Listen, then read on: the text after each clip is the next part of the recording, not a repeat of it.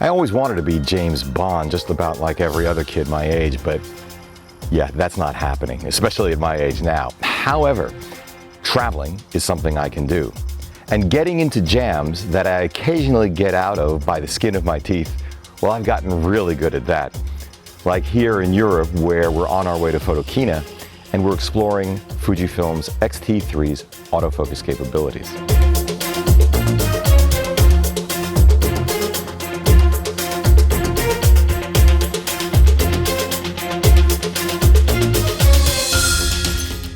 Hey everybody, I'm Hugh Brownstone for Three Blind Men and an Elephant, and today we're in Rapperswil, Switzerland. We're exploring the autofocus capabilities of the Fujifilm X-T3.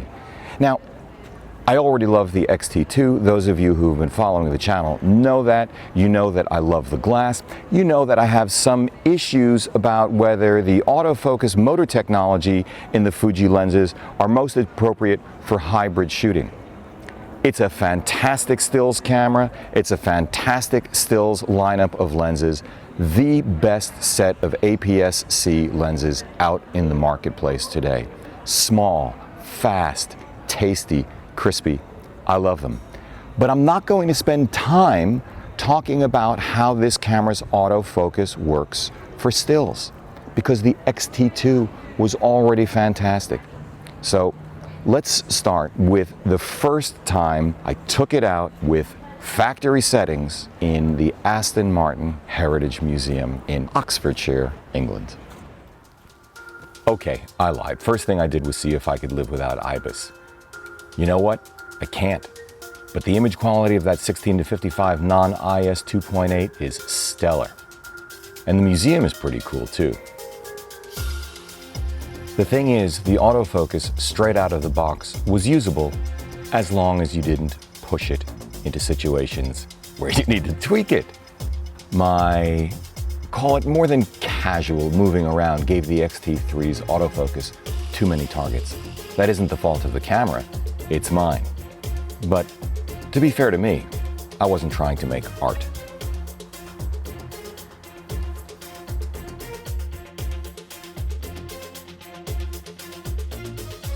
Now, when I first looked at this, I thought to myself, great, this is responsive, it's working, and that lens is fantastic. Like I said, or to put it differently, moving the camera around like a golden retriever isn't a scientific test, but at this point, I was just trying to get a sense of the AF's responsiveness out of the box. It is responsive. I wasn't yet playing with different focus modes, nor AF speed or tracking sensitivity, and it shows. The pulsing you're seeing here is from the lighting. I was surprised to see autofocus flutter. I don't quite know what to make of that. My objective as the clock started running down toward the train we had to catch was simple: complete a successful cinematic focus pull. Moving a relatively small focus area to one side allowed the autofocus to begin changing at about the same time our attention would ordinarily be diverted to it using just our eyes. Middling sensitivity but slow autofocus speed did the trick. Turns out there is no substitute for futzing with these autofocus parameters. But you want to know about eye autofocus, don't you? There's a story there. Yesterday, when we were recording at the Vidder Hotel on Renweg, it was fascinating because I set IAF, so excited, I'm looking at it, it's looking great, we used Claudia as a model, and then I get in front of the camera, I start recording, and this happened. Yes, I'd heard all about how great the autofocus is, but we've heard that before with other cameras, and then it ends up not being quite like that. Holy prescience, Batman. Totally bummed. I only checked the footage long enough to see that the exposure would be something I could work with in post, and that it was sharp. I didn't expect I'd have to go through the whole thing triple checking. Of course. So we went out again, this time to Rapperswil. I tweaked the settings in IAF and then used Claudia as a model. I also made sure that the background wouldn't be distracting, but I think that's good practice no matter what you do with whatever system you use, including Sony's, which is the benchmark. As I look at this segment where the tracking box loses Claudia, I realize absolutely, and it's important to say, this is not the autofocus system's failure. It's mine. I told it to be insensitive. I knew I was going to stay in one place when I got in front of the camera. So I asked Claudia to do this again, this time without moving off axis.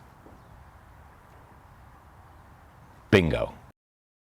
So here's the thing. I don't have the comforts of home, nor do I have the luxury of time. But with these small tests, what I am convinced of is that this dog will hunt. No. Do you know what I mean? The autofocus won't hunt.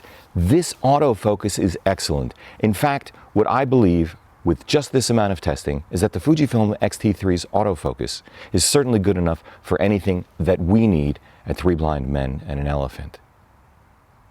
And that gets me really excited. For Three Blind Men and an Elephant, I'm Hugh Brownstone with Claudia Brownstone on the way to Photokina in what is probably the most circuitous route ever. See you soon.